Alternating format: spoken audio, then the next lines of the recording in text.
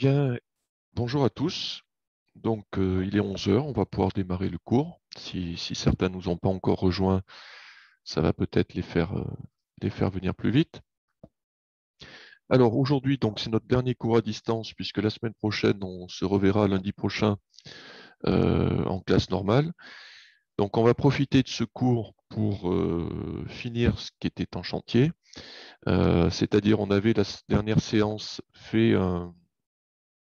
on avait fait petite série d'exercices flash pour retravailler les fonctions, parce qu'on reviendra sur les fonctions dans le chapitre qui suivra. Donc, on va le poursuivre. Mais surtout, on va passer le plus de temps possible pour parler des équations, de manière à ce qu'on puisse rapidement avancer, voire finir ce chapitre, parce qu'il nous reste encore pas mal de choses à la rentrée. Et j'ai toujours peur des petites surprises comme on a déjà pu avoir, du genre, mais ça, monsieur, on ne l'a pas fait en quatrième. Donc, je préfère prévenir. On va essayer d'avancer rapidement sur ce qui nécessite pas beaucoup d'explications. Je compte sur vous pour participer de manière active, ce qui permettra aussi d'avancer un petit peu plus vite et sans plus attendre. Donc, on va repartir de là où on s'en était arrêté la dernière fois sur les exercices flash. On n'a pas eu l'occasion d'en faire beaucoup. On va continuer d'en faire un petit peu. On va s'accorder un bon quart d'heure pour ça. Donc, travailler sur les lecteurs graphiques, sur les tableaux et sur les calculs d'images et par les fonctions. Alors, les lecteurs graphiques. Donc, on va partir de cette fonction-là, dont on connaît sa représentation graphique. Et je voudrais que quelqu'un me donne l'image de 10 par cette fonction-là. Alors, si vous ne voulez pas participer à l'oral, vous pouvez envoyer vos réponses directement par le chat. Mais il faut que ça aille assez vite. Oui, c'est une bonne réponse, Quentin. Alors, des fois, je ne vous répondrai pas écrit, des fois à l'oral, ça dépendra du temps que j'ai pour le faire. Allez. Oui, Axel, Alice, c'est bon. Quelqu'un veut donner la réponse à l'oral? Un courageux ou une courageuse? Simon, c'est bon. Méline? 2. C'est 2, très bien. Donc, je rappelle, euh, ça, vous pouvez le faire aussi. Alors, d'accord, il y en a qui m'ont déjà envoyé les 3 réponses. Euh, bon, c'est tout bon, Clément, très bien. Donc, je rappelle que au départ, il faut identifier chaque axe. Donc, la lettre X, c'est celle qui désigne l'antécédent. Et quand vous avez F entre parenthèses X, ça désigne l'image. Mais de toute façon, même si sur le X et F de X ne sont pas écrits, l'axe horizontal, c'est toujours l'antécédent, l'axe vertical, c'est toujours l'image. Donc si on vous dit qu'on cherche l'image, ça veut dire qu'on cherche forcément le nombre qui est ici. Et ce qui veut dire que le nombre de départ, il est à trouver sur l'axe des abscisses. Ben, si on vous dit que le nombre de départ, c'est 10, je le trouve ici. Je cherche le point de la courbe. Ah, petit souci. Voilà, je cherche le point de la courbe qui est en face de 10. Il est ici et son ordonnée, c'est 2. Donc, je dirais que l'image de 10, c'est 2 et ça s'écrit comme ceci. Puisqu'ici, la lettre X, elle vaut 10 et l'image que vous avez lue vaut 2. Allez, pour maintenant l'image de 6. Simon, Axel, c'est bon. Alors, une fois qu'on a compris le principe, oui, c'est bon Philippe. Méline, c'est bon.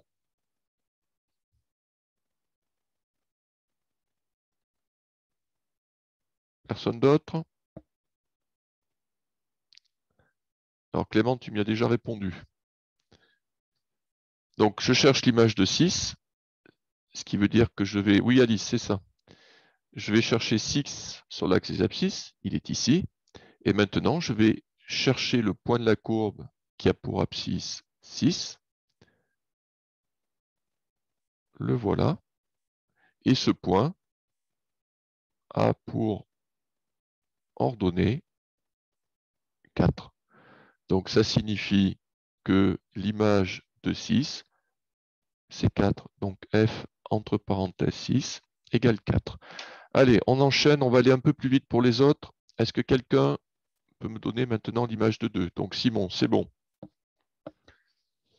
Allez-y, envoyez vos réponses.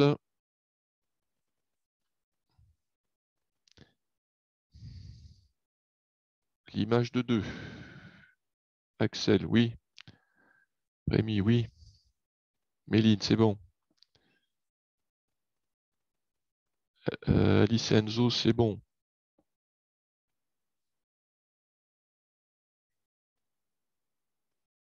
Jade, c'est bon. Allez.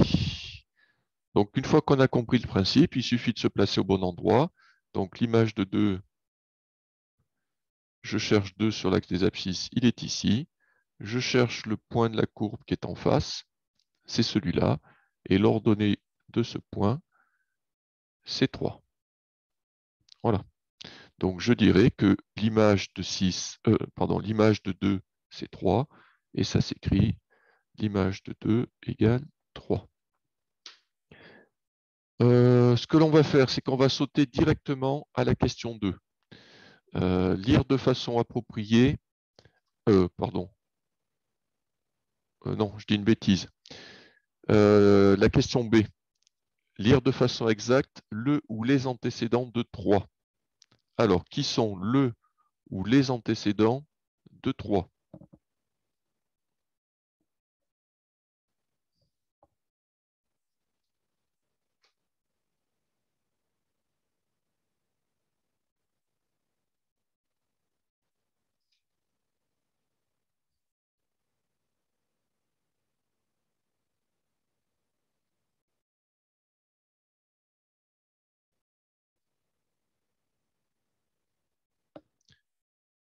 Ouais.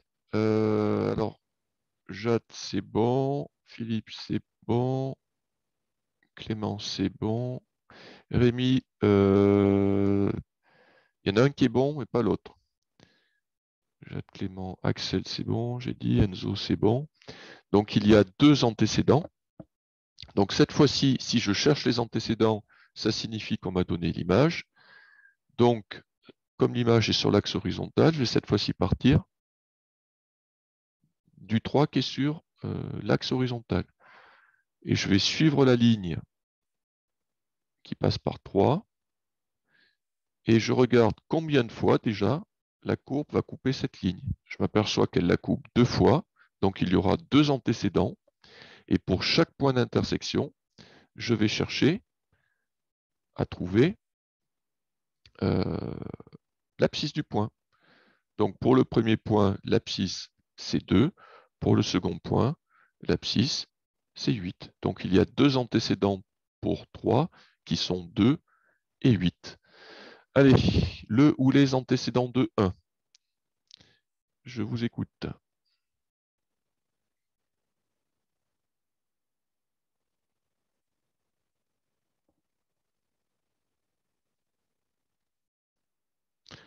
Alors, Axel, c'est bon. Méline, non. Alice, c'est bon. Jade, c'est bon.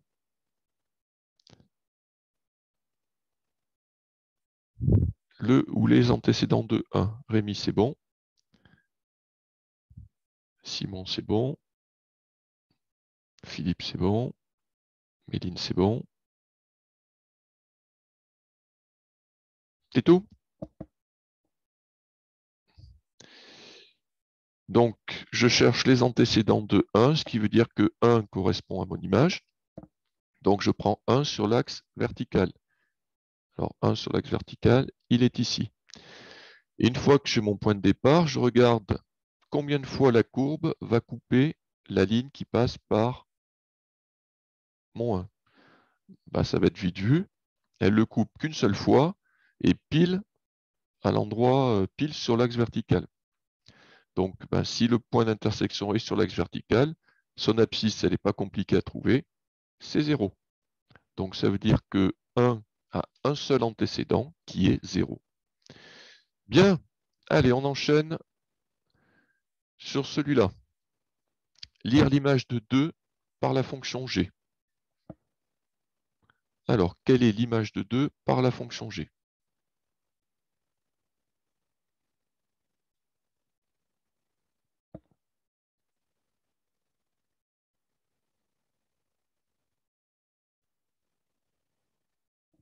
Alors, Enzo, Méline, c'est bon.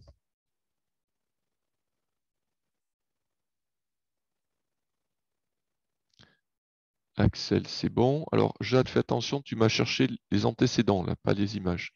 Quentin, c'est bon. Jade, fais bien attention de partir du bon axe. Ici, on cherche l'image, donc ça veut dire qu'on part de l'axe des antécédents, c'est-à-dire de l'axe horizontal. Bon. Alors, je cherche l'image de 2. Oui, Rémi, c'est bon. Donc, si je cherche l'image, ça signifie que 2 est un antécédent. Et donc, l'axe des antécédents, ah purée, marche pas toujours comme on veut. L'axe des antécédents, c'est celui-là. L'axe des images, c'est celui-là. Donc 2, je le cherche sur l'axe des antécédents. Donc 2 est ici. Et une fois que j'ai trouvé mon point de départ, je regarde combien j'ai de points de la courbe en face. Ben, j'en ai qu'un seul. Et ce point, là, a pour ordonnée 1. Donc je dirais que l'image, voilà Alice, c'est ça, l'image de 2, c'est 1. Allez, quelqu'un peut me dire quelle est l'image de 0? Alors l'image, c'est pas difficile, il n'y en a qu'une. Il ne peut pas y en avoir deux. Quelle est l'image de 0? Jade, c'est bon. Axel aussi. Oula, Elvira, c'est bon. Simon, attention. Tu as lu à l'envers. Tu as cherché l'antécédent. Clément, c'est bon.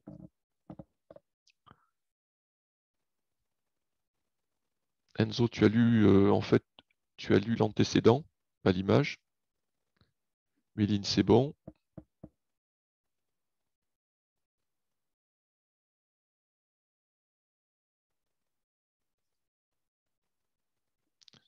Enzo, c'est bon. Voilà. Donc, l'image de 0, eh ben, même chose. Je cherche l'image de 0. Donc, je vais partir du 0 qui est sur l'axe horizontal.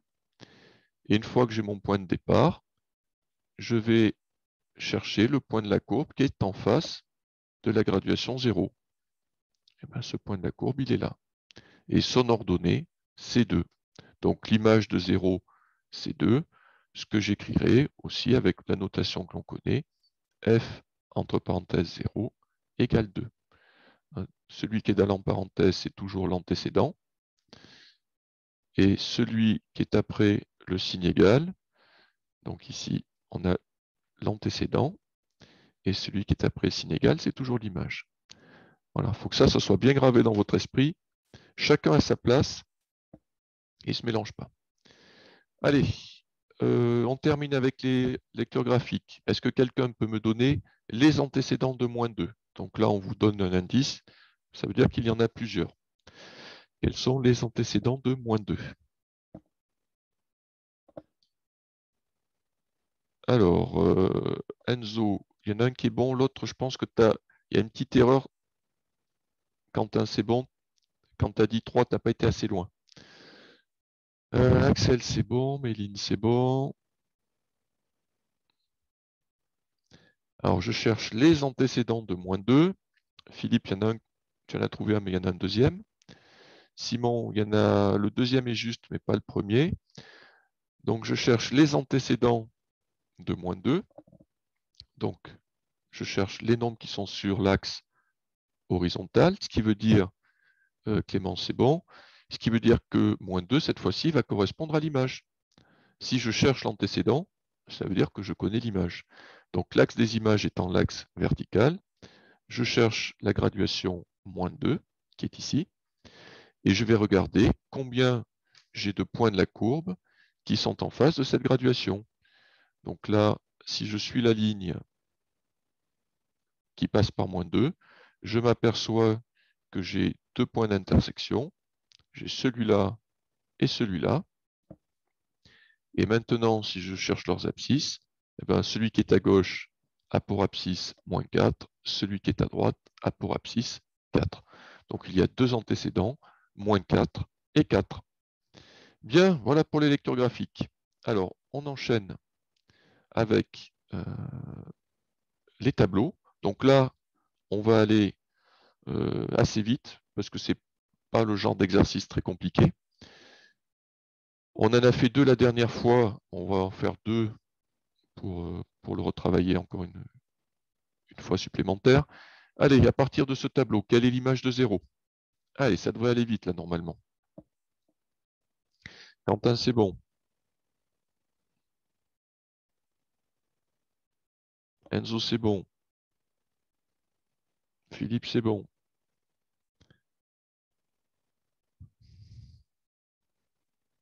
Alice, c'est bon. Clément, c'est bon. Jade, c'est bon. Il manque vraiment un outil de sondage dans cette application. Méline, c'est bon. Sarah, c'est bon. Allez, je pense que ça ne pose pas de problème. Donc, dans un tableau, la seule chose à savoir, c'est la position de l'image et de l'antécédent.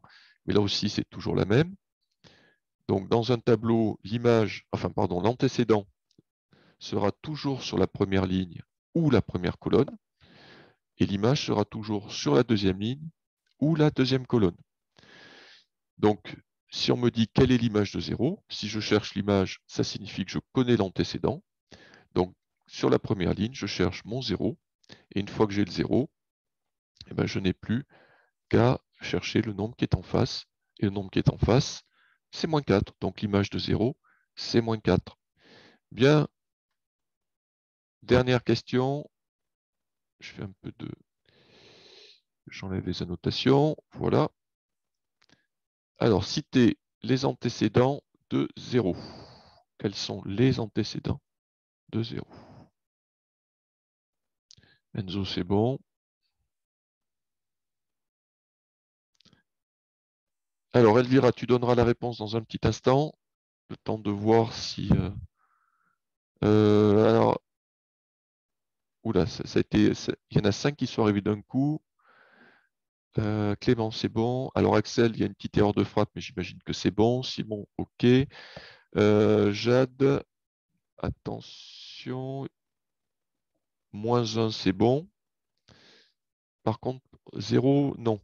Alors, il y a un petit artefact là avec le 4, mais il ne faut pas en tenir compte.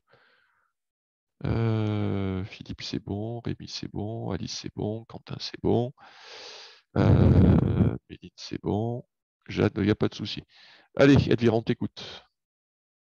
Les antécédents de 0, c'est -1 et 4. Très bien. Donc là encore, il faut bien lire la phrase. Vous voyez, c'est plus un exercice de français qu'un exercice de maths. Je cherche les antécédents de 0. Donc je cherche les nombres qui sont sur la première ligne du tableau. Par conséquent, 0 est à prendre sur la deuxième ligne. Et comme j'ai deux zéros, ça veut dire qu'il y a deux antécédents qui sont -1 et 4. Allez, on poursuit. Donc là, on va aller un petit peu plus vite. On va s'attarder davantage là-dessus. Alors, la dernière fois, on avait fait un exercice de traduction. Donc, je vous demandais, par exemple, de me traduire cette écriture sous forme d'une phrase avec soit le mot image, soit le mot antécédent. Alors, est-ce que quelqu'un, là, tout de suite, pourrait me traduire ça avec le mot image?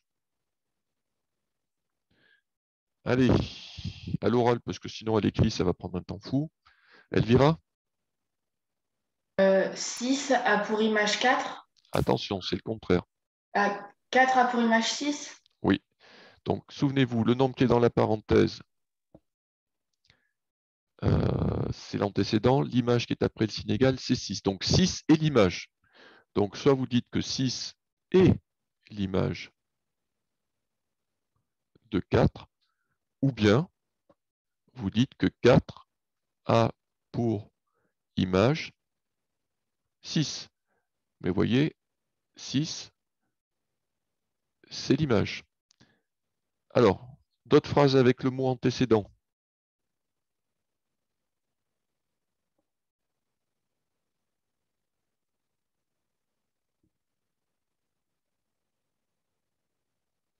surtout pas tous à la fois. Hein.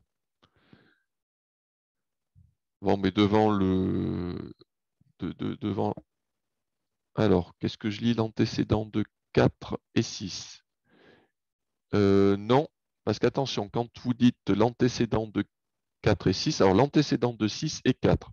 Alors, je recopie ce que je lis. L'antécédent de 6 et 4. Je ne vais pas vous faire un cours de français sur les compléments d'objets directs, indirects ou ce que vous voulez. Mais qui c'est l'antécédent?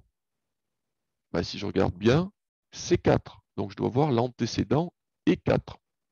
Méline, tu avais une autre phrase à proposer? A pour antécédent 4. Oui, très bien. Ou 6. A pour antécédent 4.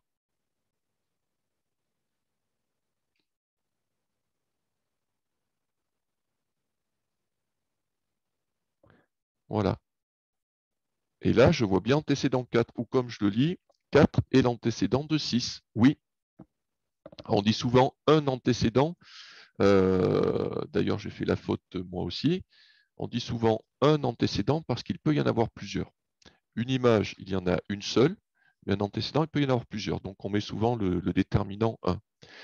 Mais voilà, ma phrase, elle doit refléter le fait que 4 est l'antécédent. Donc, soit un antécédent de 6 et 4, ou 6 a pour antécédent 4. Voilà, faites bien attention, encore une fois, c'est du français. Donc, l'ordre des mots a une importance parce que si les mots ne sont pas mis dans le bon ordre, eh ben, la phrase veut dire le contraire de ce qui est. Donc ici, on va faire un exercice un petit peu inverse, c'est-à-dire que je vous ai mis des phrases écrites en français et je voudrais que ces phrases-là soient traduites avec la notation. Alors, est-ce que quelqu'un pourrait me traduire la première phrase? Méline? F4 égale 5. Alors, toi, tu me dis F entre parenthèses 4 égale 5. Ah non, Donc, c'est ici, l'inverse, non. alors, du coup, c'est l'inverse? Ah oui. Ok, c'est l'inverse. Donc, dans ma phrase, je vois l'image de qui? De 5, l'image est 4. C'est le verbe être qui dit combien vaut cette image. Donc l'image est 4. Eh ben, si je connais mon schéma, ben, je sais que l'image, c'est le nombre qui est après le signe égal. Donc si l'image est 4, ben 4, il doit être, 4 doit être ici. Et donc forcément, 5 doit être ici. Allez, on enchaîne avec la deuxième phrase. 8 est l'image de moins 3 par la fonction f.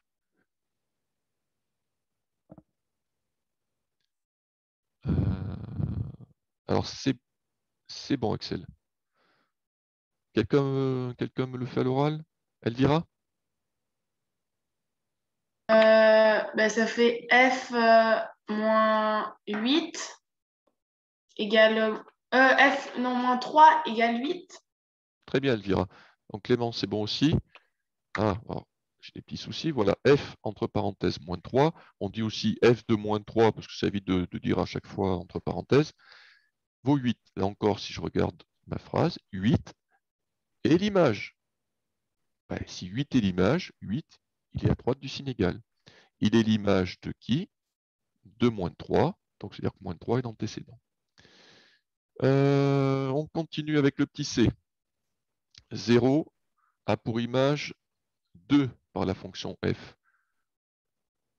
Clémence, c'est l'inverse.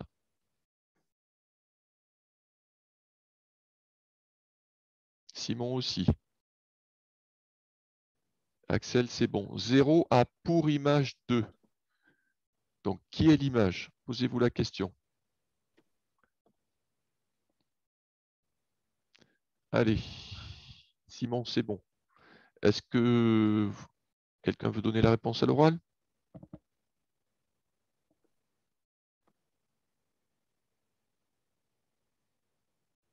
Elvira? F2 égale 8. Attends, il n'y a pas de 8 dans le dernier. Il y a Non, du... F2 égale 0. Donc, tu me dis F entre parenthèses de 2 égale 0. Oui. Donc, on regarde bien. Regarde. je lis ma phrase. Hein. 0 a pour image 2. C'est qui l'image ici? Ah bah c'est 0. Ah non, regarde bien. Ah non, bah non, 2. 2 est l'image. Tu vois, c'est écrit clairement en français, A pour image 2. Donc, je sais que l'image, c'est le nombre qui se trouve ici. Dans la parenthèse. Ah non. Et dans la parenthèse, du coup, c'est l'antécédent. Si je vous le résume, vous avez, si on l'écrit avec les mots, c'est comme ça. Voilà. Et c'est toujours pareil, hein, parce que sinon, vous imaginez bien, on ne s'y retrouve plus. Donc, dans la parenthèse, c'est toujours l'antécédent. Et après le signe égal, c'est toujours l'image. Voilà, il faut vraiment que sur ce point-là, vous soyez bien calé, que ça soit clair pour vous. En fait, il faut le savoir, tout simplement. Parce que si on ne le sait pas, ça veut dire qu'on va hésiter. Et une fois, on va faire comme ça, la fois d'après, on va faire autrement. Donc, il faut absolument le savoir. Bien. Alors, comme il nous reste une demi-heure, on va maintenant se tourner davantage sur les équations. Donc, vous verrez, il y a d'autres exercices, mais ceux-là, on les reprendra quand on se verra la semaine prochaine. Je vous avais pas donné d'exercice, je crois. Je n'ai pas souvenir. Non, puisqu'on avait commencé les équations, je n'ai pas dû vous en donner encore. Donc, on va attaquer directement les équations. Alors, l'autre fois, je me suis attardé un petit peu sur le principe d'une balance et d'utiliser une balance en équilibre pour résoudre une équation. Donc, je vais profiter de cet espace-là pour essayer un petit peu de faire le bilan de ce qu'on a fait avant qu'on attaque. Donc, une équation, ce qu'on appelle une équation en mathématiques. Oui, Elvira, tu avais quelque chose à dire? Non, c'est que j'ai dû laisser ma main levée, c'est pour ça. D'accord. Ah, attends, je vais la baisser comme ça. Hop, ça sera fait. Donc, ce qu'on appelle une équation, en fait, c'est une égalité entre deux quantités. Alors, des égalités, vous en connaissez. 1 plus 1 égale 2, c'est une égalité. Une égalité qui sera vraie tout le temps. Là, on va travailler sur un type d'égalité qui est un petit peu différent, c'est-à-dire c'est une égalité où on a des nombres qui sont des nombres fixes et d'autres qu'on ne connaît pas, qu'on va donc désigner par une lettre. Donc cette égalité, elle ne sera pas vraie tout le temps. Est-ce que quelqu'un peut me dire qu'est-ce que je dois mettre comme nombre à la place de la lettre X pour que l'égalité soit vraie?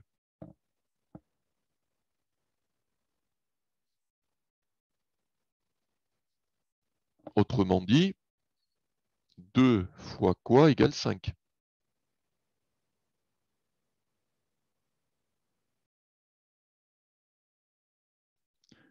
Oula, pardon de vous avoir posé une question si compliquée. Pas 1,5. Méline? 2,5? Très bien. Alors, 2 fois 2,5, voilà. 2 fois 2,5, ça fait 5. Donc, ça veut dire que si je remplace la lettre X par 2,5, ben, j'aurai bien 5 de chaque côté du signe égal. Donc, l'égalité sera vraie. Mais si je remplace X par un autre nombre que 2,5, eh ben, dans ce cas-là, l'égalité sera fausse, puisque je n'aurai pas la même chose de chaque côté du signe égal. Donc, 2,5, c'est ce qu'on va appeler la solution de l'équation, c'est-à-dire le nombre qui fait que l'égalité va être vraie.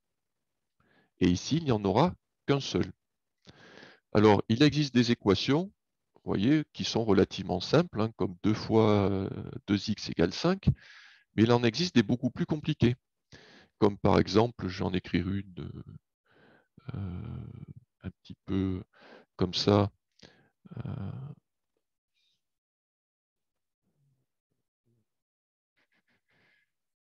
Alors, attendez, je suis en train d'en imaginer une.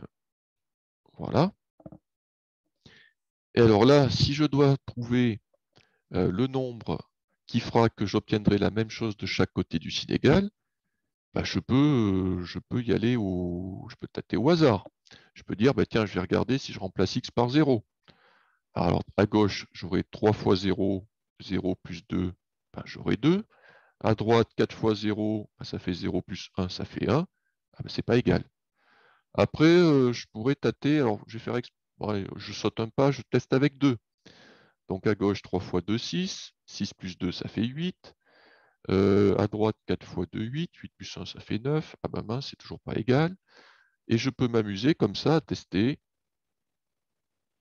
hein, les nombres un par un pour voir à quel moment eh ben, les deux côtés du signe égal, enfin l'égalité est vérifiée, c'est-à-dire j'ai le même résultat à gauche et à droite du signe égal. Sauf que travailler à tâtons, soit ça peut être payant rapidement. Donc là, j'avais sauté x égale 1. Donc si je remplace x par 1, à gauche, j'aurai 3 multiplié par 1, 3 plus 2, 5. Donc là, ça fait 5. Et à droite, 4 multiplié par 1, ça fait 4. 4 plus 1, ça fait 5. Ah ben tiens, là, j'ai une parfaite égalité de chaque côté du signe égal. Donc ça veut dire que 1 serait ma solution. D'accord? Alors là, si j'avais cherché à tâtons, eh ben, au bout du deuxième calcul, j'aurais trouvé la solution, très bien. Sauf que si le nombre à trouver, c'est un nombre qui est du genre 1768, 149,28, moins 4,75, à tâtons, ça risque de me prendre longtemps. Alors on aurait eu un peu plus de temps, ou on aurait été en classe de quatrième, là où normalement on fait chapitre, je vous aurais fait chercher avec le tableur, et vous auriez vu que même avec le tableur qui permet d'automatiser le calcul, ça peut parfois prendre énormément de temps. Et là, précisément, le temps, le problème, c'est qu'on n'en a pas. Donc, toute l'idée derrière les équations, c'est de trouver une méthode qui permette de trouver facilement, enfin en tout cas le plus facilement possible, cette solution, et surtout le plus rapidement possible. Et donc, on s'inspire d'une situation concrète qui est de passer par des pesées. Donc l'autre fois, je vous en avais fait 2 ou 3 pour vous montrer. Et là, je vous propose qu'on en fasse 3 pour remettre un petit peu la mécanique en tête. Donc ici, j'ai une pesée. Donc dans la balance de gauche, j'ai 4 cubes. Alors on va imaginer que ce sont les 4 mêmes cubes qui pèsent tous la même chose. Et pour arriver à mettre cette balance en équilibre, j'ai dû disposer des masses dans le plateau de droite. À partir de cette pesée, je voudrais trouver la masse d'un cube. Alors, comment je dois la trouver? Quelle opération je dois faire? Et combien j'obtiens? Est-ce que quelqu'un peut m'expliquer tout ça? Axel, c'est bon. Je sais que 4 cubes pèsent donc 300 grammes. Comment je fais pour trouver la masse d'un cube? Méline? Il faut faire 300 divisé par 4. Eh bien, exactement. On va diviser par 4 le nombre de cubes. Je prendrai 4 fois moins de cubes. Eh bien, logiquement, il faut que je mette une masse qui est aussi 4 fois plus petite. Et donc, si je fais 300 divisé par 4, le résultat de l'opération, c'est 75. Voilà. Donc, je suis arrivé à trouver la masse d'un cube, vous voyez, simplement en simplifiant la pesée, c'est-à-dire en voyant comment je peux mettre moins de choses dans chaque plateau.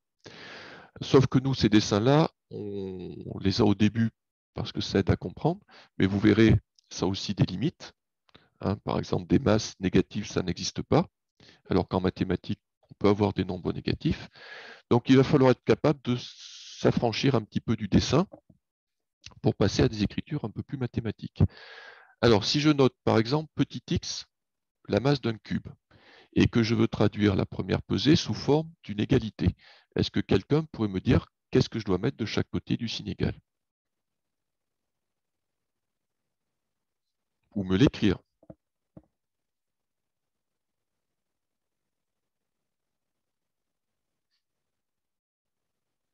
Alors, donc, ok Rémi, tu me dis à gauche, on a 4x, puisqu'on a 4 fois un cube, et à droite, on va avoir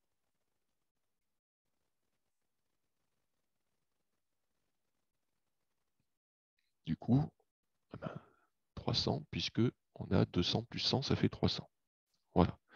Donc ici, on vient de traduire la pesée par une équation. pour résoudre cette équation, c'est-à-dire pour trouver quel nombre je dois mettre à la place de x pour que mon égalité soit vraie, eh bien, plutôt que de chercher 4 fois quoi égale 300, je vais le trouver directement en divisant par 4. Donc, alors, attendez, c'est que j'ai une fenêtre qui est venue se mettre au milieu du chemin. Donc, je divise par 4 de chaque côté. Donc, 4x divisé par 4, ben, du coup, j'ai plus qu'un seul cube, un x. Et 300 divisé par 4, c'est égal à 75. Donc, ça signifie que ma solution, c'est 75. 4 fois 75, ça fait 300. Mais ça ne marche qu'avec 75. Ça ne marchera avec aucun autre nombre. Alors ici, c'est une pesée relativement simple. On va aller vers quelque chose d'un petit peu plus compliqué. Alors maintenant, j'ai réalisé une nouvelle pesée. J'ai mis dans le plateau de gauche 2 cubes et une masse de 50 grammes. Et pour équilibrer, j'ai dû mettre 300 grammes à droite. Alors attention, la masse des cubes ne sera pas la même. Hein. Ne cherchez pas forcément à reprendre la valeur qu'on a trouvée avant.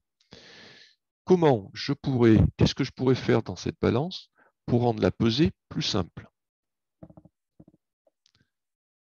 Alors, qu'est-ce que je pourrais faire comme opération? Méline? Il faut enlever 50 grammes à 300.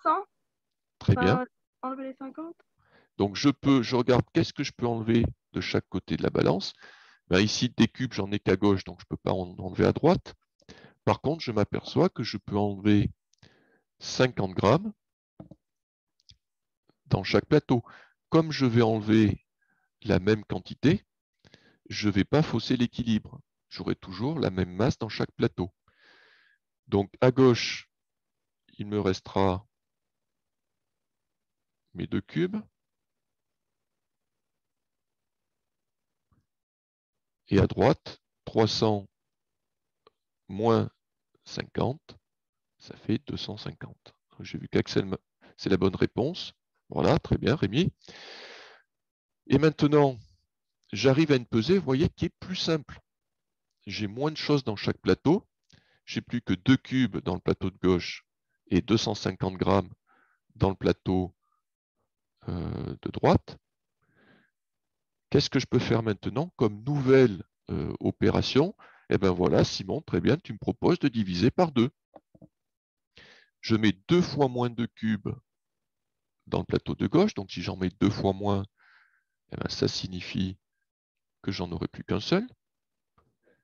Et pour équilibrer, il faut bien sûr que je mette une masse 2 fois plus petite. Et la moitié de 250, c'est 125. Hop. Donc, un cube pèse ici 125 grammes.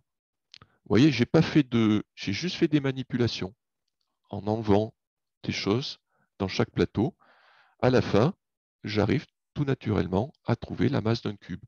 Alors que si j'avais voulu la trouver en gardant simplement la pesée de départ, ça m'aurait demandé beaucoup plus de temps et beaucoup plus d'efforts. Donc ce qu'on va faire maintenant, comme pour l'exemple précédent, on va traduire chaque pesée par une égalité. Alors la première pesée, comment je peux traduire ce qui est dans le plateau de gauche? Allez, je vous écoute. Méline?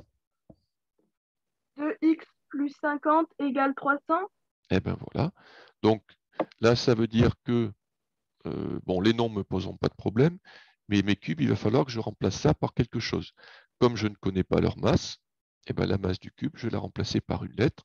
Alors que je l'appelle petit m pour masse, que je l'appelle petit c pour cube, que je l'appelle petit x parce que j'ai envie de l'appeler petit x, ça n'a absolument aucune importance. Donc je vais garder la lettre petit x, mais il faut savoir que ça n'a vraiment aucune importance. Donc j'ai 2 cubes, donc ça fera 2 fois petit x, plus 50. Ça, c'est ce que j'ai dans le plateau de gauche. Et dans le plateau de droite, j'ai 300. Donc, je ne mets pas les unités, je ne mets pas les grammes. Je me contente des nombres, des quantités. Alors, arrivé là, qu'est-ce que j'ai fait pour ma balance? J'ai enlevé 50 grammes de chaque côté. Donc, ce qui signifie qu'ici, je vais faire exactement la même opération. Je vais enlever 50 de chaque côté. Alors du coup, dans ma deuxième pesée, ben, vu que j'ai enlevé 50, il ne me reste plus que 2 cubes, c'est-à-dire 2x, hein, puisque 50 moins 50, ça fait 0. Et à droite, ben, j'ai plus qu'à faire l'opération 300 moins 50, ça fait 250. Arrivé à cette égalité, ben, je m'aperçois déjà qu'elle est plus simple que l'égalité de départ, parce que j'ai réussi à enlever un nombre. Et je l'ai rendu maintenant suffisamment simple pour être en mesure de donner directement la masse du cube. Puisque je sais que 2 cubes pèsent 250 grammes, eh bien je sais que pour trouver la masse d'un cube, il faut que je prenne la moitié de 250 grammes. Alors je fais un peu de ménage, j'ai une fenêtre qui est dans le chemin, et la moitié de 250, c'est 125. Voilà, j'ai trouvé la solution de mon équation. Alors que si j'avais dû tâtonner à partir de 2x plus 50 égale 300 pour arriver à trouver 125, alors vous y seriez arrivé au bout d'un moment, mais certainement pas aussi rapidement. Allez, on va faire une troisième situation qui correspond en gros à une des situations les plus compliquées. Voilà, j'ai maintenant des cubes de chaque côté, j'ai des masses de chaque côté. Il faut que je me dépatouille de tout ça pour arriver à quelque chose de beaucoup plus simple. Alors, est-ce que quelqu'un peut me dire, on va travailler d'abord sur la balance, qu'est-ce que je peux faire de chaque côté de la balance pour simplifier cette pesée? Alors, Clément me dit, on retire 2 cubes. Eh bien, Clément, il a raison. Donc, j'enlève 2 cubes. Hop, de chaque côté. J'en enlève 2. Donc, vu que j'en avais 4 à gauche et que j'en enlève 2, ben, il ne m'en reste plus que 2. Il me reste aussi la masse de 100 grammes. Vous m'excuserez, mais comme je vous le dis avec la souris, ce n'est pas évident comme exercice. Dans le plateau de droite, vu que j'ai enlevé les 2 cubes, ben, il ne me reste plus que les 2 masses. Alors, pour simplifier, 300 et 300, ça fait 600. Alors, arrivé à là, qu'est-ce que je peux faire encore comme opération pour simplifier ma pesée? Axel? On enlève 100 des deux côtés? Eh bien, on enlève 100 des deux côtés. Les cubes, maintenant, je n'en ai que dans le plateau de gauche, donc je n'ai plus besoin de m'en préoccuper. Par contre, vous voyez, j'ai encore des masses dans chaque plateau, donc je vais simplifier en les enlevant du plateau de gauche. Donc, je vais enlever 100 grammes à gauche, et pour conserver l'équilibre, bien sûr, 100 grammes à droite. À gauche, ne vont me rester que mes 2 cubes. À droite, ben, vu que j'avais 600 grammes et que j'en ai enlevé 100, il ne me reste plus que 500 grammes. Et là, si vous regardez bien par rapport à la toute première pesée, on a déjà sérieusement simplifié les choses. Juste, vous voyez, en enlevant une quantité dans chaque plateau. Et on a suffisamment simplifié la pesée pour être capable de dire maintenant, eh ben, pour trouver un cube, il ne me reste plus qu'une opération à faire. Et Simon me dit diviser par 2, eh ben, c'est exactement ça. Si je sais que 2 cubes font 500 grammes, eh ben, pour trouver la masse d'un cube, je vais simplement diviser par 2 les quantités. Donc, je n'aurai plus qu'un cube à gauche, et à droite, j'aurai la moitié de 500, qui est 250. Donc, un cube, ici, pèse 250 grammes. Vous voyez, on n'a pas fait d'opération compliquée, on a juste modifié ce qu'on avait dans chaque plateau, en faisant bien attention de conserver l'équilibre, bien sûr, hein, parce que si je m'amuse à enlever 100 grammes à gauche et à rien toucher à droite, ma balance sera plus en équilibre. Ce qui veut dire que je ne trouverai pas le nombre qui permet d'avoir l'équilibre. Bien, ça, c'était une partie un petit peu une vision concrète. Nous, on va basculer sur une vision mathématique. Et pour cela, je voudrais que quelqu'un me traduise la première pesée sous forme d'une égalité mathématique. On va prendre cette habitude, on appellera x la masse d'un cube. Alors, qu'est-ce que je dois écrire à gauche du signe égal?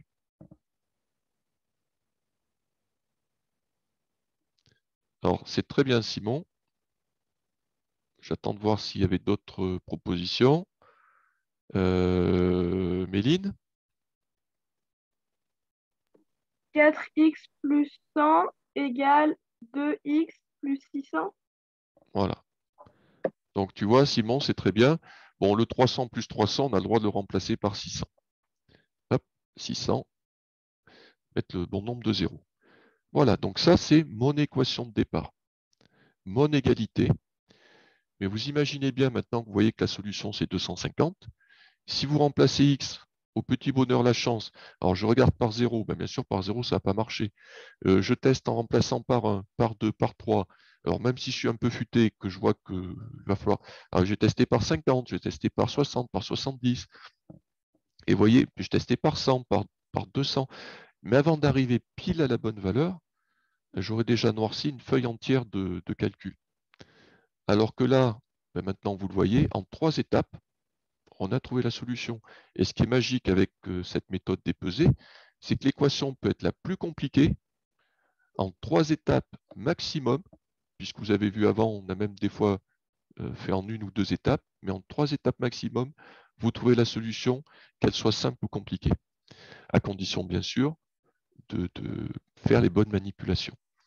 Donc ici, on a enlevé 2 cubes de chaque plateau de la balance, ce qui va se traduire ici par enlever 2x. Donc, ce qu'on obtenait ensuite sur la balance, c'était 2 cubes, donc 2x, hein, puisque 4x moins 2x, ça fait 2x, plus mes 100 grammes, qui sont donc égales à 600 grammes à droite, puisque j'avais 2x, j'ai enlevé 2x, il ne me reste plus rien du tout. Là, j'arrive à une nouvelle égalité que je vois déjà plus simple, puisque j'ai plus d'x à droite du signe égal. Je continue, elle n'est pas encore assez simple pour que je donne la solution. Donc je regarde maintenant qu'est-ce que je peux enlever de chaque côté.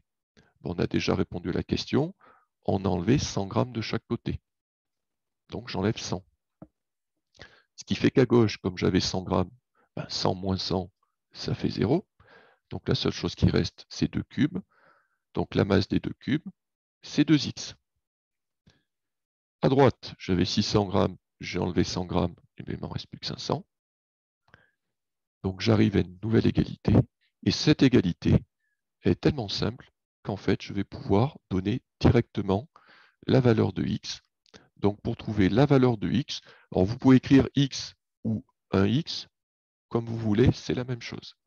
Pour la trouver, je vais simplement diviser 500 par 2. Et ça va me donner, donc 500 divisé par 2, 250. Voilà. Et j'ai trouvé la solution. Vous voyez, en partant de l'égalité de départ, ça m'a demandé 3 étapes de calcul, et pas des calculs extrêmement compliqués pour des élèves de 3e. Donc maintenant, il nous reste une dizaine de minutes, donc on va les mettre à profit. Je vous ai préparé d'autres petites équations qu'on va essayer de résoudre maintenant, mais sans céder du dessin. Vous pouvez toujours l'imaginer dans votre tête, mais comme je vous le disais au début, le problème de la balance, c'est qu'il y a des situations où elle ne nous aidera pas. Si par exemple le nombre qu'on doit trouver, c'est un nombre négatif. Ça, on ne pourra pas le traduire sous forme d'une pesée. Donc il va falloir essayer de s'intéresser à chaque fois à qu'est-ce qu'on peut enlever dans l'égalité de départ pour la rendre plus simple. Allez, c'est parti. Alors ça, je vais passer rapidement dessus parce que c'était simplement la première fois qu'on en a parlé. On était parti de ce programme de calcul-là où on cherchait pour quelle valeur du nombre de départ on trouvait le même résultat pour les deux programmes. Donc ça, on va en rediscuter de toute façon la semaine prochaine. Donc je vais passer. Ce qui m'intéresse, c'est de voir si on est capable de résoudre, alors c'est pas ces 4 équations-là du tout, c'est les équations qui sont là. Alors voilà un exemple d'équation, mais là cette fois-ci, juste avec la notation mathématique. Donc si vous voulez imaginer ça, vous imaginez dans le plateau de la balance que vous avez 15 cubes, donc je ne vais pas m'amuser à les dessiner, hein, j'ai 15 cubes, plus 11 grammes. Et dans l'autre plateau de la balance, j'ai 6 cubes et 47 grammes. Bon. Le but, c'est de trouver la masse d'un cube, donc la valeur de la lettre X. Allez, je vous écoute. Qu'est-ce que l'on peut faire comme opération de chaque côté du signe égal, de manière à rendre cette égalité plus sympathique? Je vous laisse un petit temps pour réfléchir. Il y a plusieurs solutions possibles. Donc, n'hésitez pas à lever la main ou envoyer vos réponses. Qu'est-ce que je peux enlever sans problème de chaque côté? Ok, Axel donne la bonne réponse. Tiens, Elvira, qu'est-ce que tu enlèverais, toi? On peut enlever 15x et 6x. Alors, il faut enlever la même chose.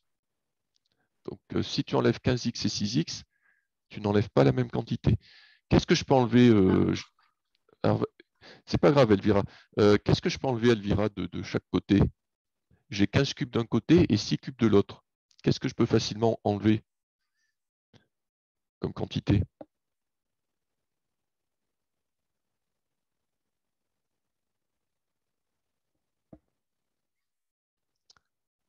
Bon, c'est pas grave. C'est pas grave du tout. Alors, je vois Simon m'a donné la bonne réponse. Et moi, j'aime bien entendre des gens parler. Méline. On enlève 6x et 11. Alors, on va y aller alors c'est ça, mais on va y aller en 2 fois. On va enlever 6x parce que bon, là, j'ai 15 cubes à gauche et 6 cubes à droite. Ben, c'est facile, je peux en enlever 6 de chaque côté. Donc, je fais mes flèches. On fera les petites flèches dans un premier temps. Comme ça permettra de vérifier qu'on fait bien la même opération de chaque côté. Donc maintenant, je fais le bilan. J'avais 15 cubes, 15x. J'enlève 6x. Donc, il m'en reste 9. Plus mes 11 grammes. Ça, je n'y ai pas touché. À droite, ben, j'avais 6 cubes, j'en enlève 6. Autrement dit, 6x moins 6, ben, ça fait 0x, c'est-à-dire ça ne fait plus rien. Il me reste donc uniquement les 47 grammes. Donc, vous regardez, l'égalité qu'on obtient est plus simple que l'égalité de départ. Elvira, qu'est-ce que tu ferais comme opération maintenant de chaque côté?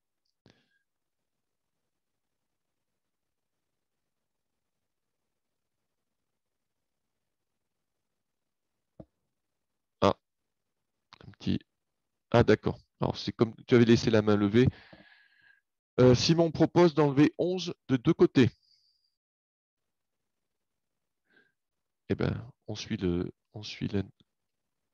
que dit Simon. Je peux enlever 11 de chaque côté. Donc, à gauche, ben, j'avais 11 grammes. Vu que j'enlève 11 grammes, il ne me reste plus que mes cubes, mes 9 cubes. À droite, j'avais 47 grammes. J'en ai enlevé 11. Il m'en reste donc plus que 36. Et j'arrive maintenant à une dernière égalité. Et quand on compare, quand on voit le chemin parcouru par rapport à celle qui était au tout début, on s'aperçoit qu'elle est quand même beaucoup plus simple. Et d'ailleurs, elle est tellement simple qu'il ne me reste plus qu'une dernière opération à faire pour être capable de donner la valeur de x. Donc Axel, c'est la bonne réponse. Quelle opération je peux faire maintenant qui va me donner directement la valeur de x? Méline, c'est le bon résultat. Alors si on connaît ces tables, ça va assez vite. Mais si on ne connaît pas ces tables, il y a juste une opération à faire, c'est une multiplication à trous. Donc pour trouver le nombre qui manque dans la multiplication, j'ai juste une division à faire, en faisant attention de faire la division dans le bon sens. Bon, ça vous a pas inspiré? Méline? 36 divisé par 9 égale 4. Eh bien voilà, exactement. Je prends le total, 36, je le partage en 9, puisque j'ai 9x, et 36 divisé par 9, ça fait 4. Voilà ma solution.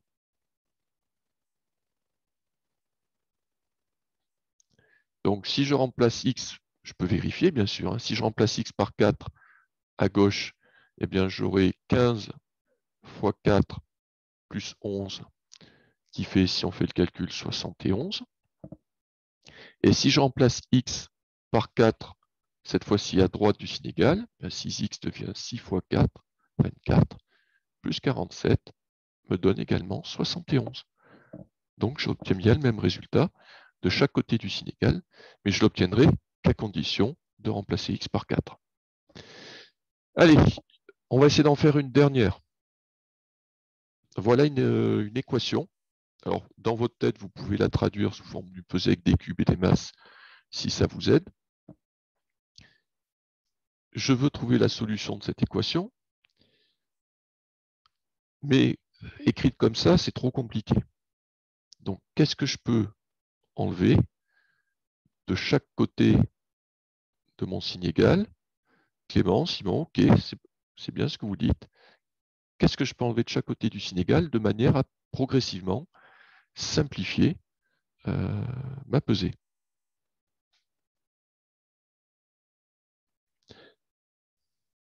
Alors, il y en a qui ont déjà la réponse, je pense. Alors, juste pour vous dire par rapport à l'exemple précédent, on avait retiré 6x, donc 6 cubes si vous préférez, et ensuite 11, mais j'aurais pu tout à fait faire l'inverse. Si j'avais retiré 11 d'abord et 6x après, je serais arrivé à exactement la même égalité de 9x égale 36. Donc ne vous inquiétez pas, il n'y a pas qu'une façon de faire, mais il faut que vous essayiez de vous lancer vraiment dans l'activité pour voir si à un moment donné, il y a quelque chose qui n'est pas passé. Bon, il y en a qui sont déjà à me donner la solution. Donc Clément, ok, donc Méline, oui, Méline et Axel, c'est les bonnes solutions que vous m'avez données. Donc, on me dit on retire 2 cubes. Alors, je vais dire on retire 2x ici, puisque j'en ai 7 d'un côté et 2 de l'autre, ben, je peux facilement en retirer 2. Donc, je mets moins 2x. Je fais bien mes 2 flèches pour penser à le faire des deux côtés. Tiens, Méline, tu me donnes l'égalité qu'on obtient, s'il te plaît?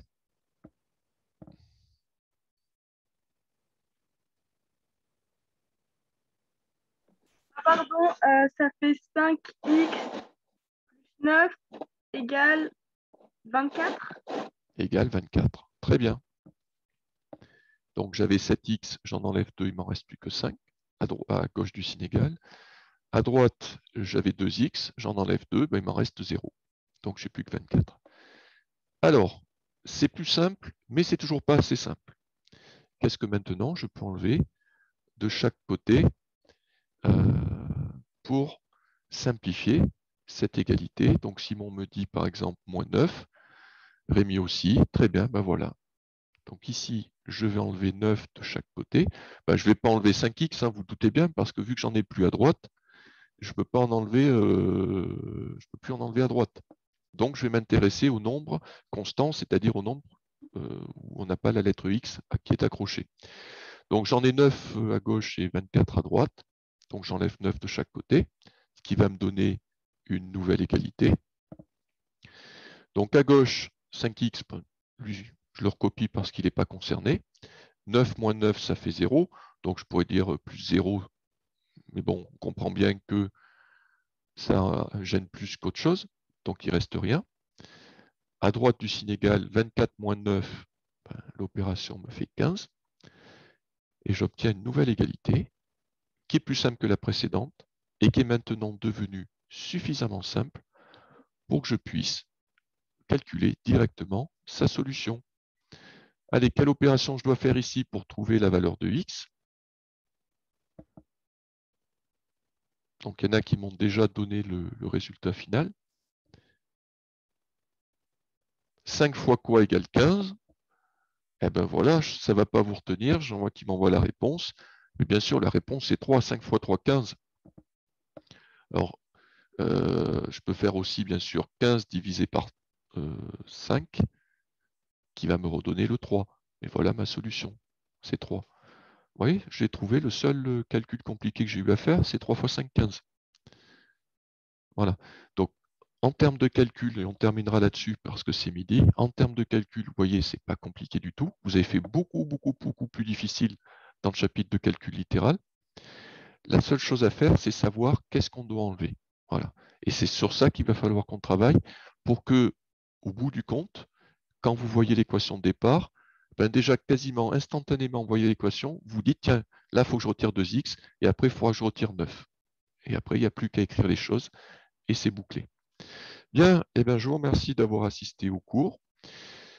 Comme les autres fois, je vous enverrai le diaporama du cours et la vidéo sur YouTube. Ainsi, sans doute que des petits exercices pour que vous puissiez vous entraîner et qu'on reprenne ça lundi pour voir les points où il y a besoin de revenir. Eh bien, passez une bonne fin de semaine et puis je vous dis à lundi.